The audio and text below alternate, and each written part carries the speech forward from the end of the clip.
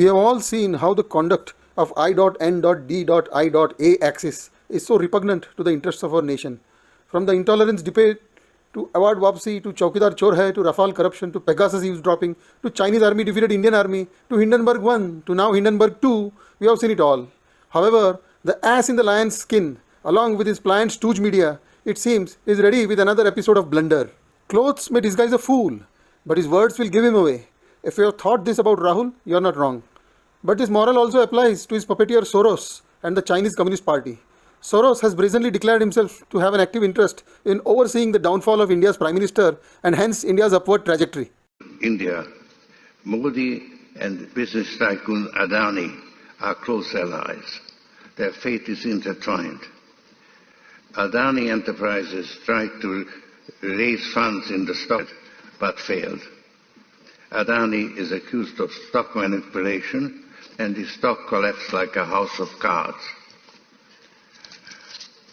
Modi is silent on the subject. He will have to answer questions from foreign investors and in Parliament.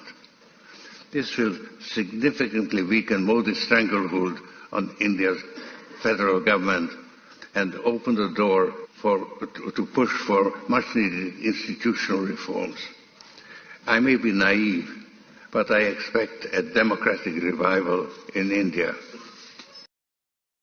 But don't you think for a moment that doddering old Soros is alone? He is a mere representative of the global deep state regime change by hook or crook mechanism.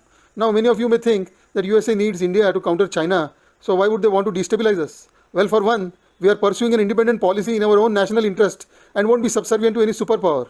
India's rise is making the deep state uncomfortable because it is not on their terms. The USA, in its strategic framework for the Indo-Pacific, openly says that it will cooperate with China when beneficial to its interests. Clearly, as far as Prime Minister Modi is concerned, Sino-American interests coincide. The chairman of an NGO in the European Union, termed European Committee for NATO Enlargement, Mr. Gunther Fellinger, obscenely posts on X app that he wants Rahul Gandhi to be the next Prime Minister of India and that Modi is a threat to the free world. He wants the Ramlila, Anna Hazare and Ukraine Maidan-like movement to remove Modi and, according to the dictates of the deep state, decolonize India.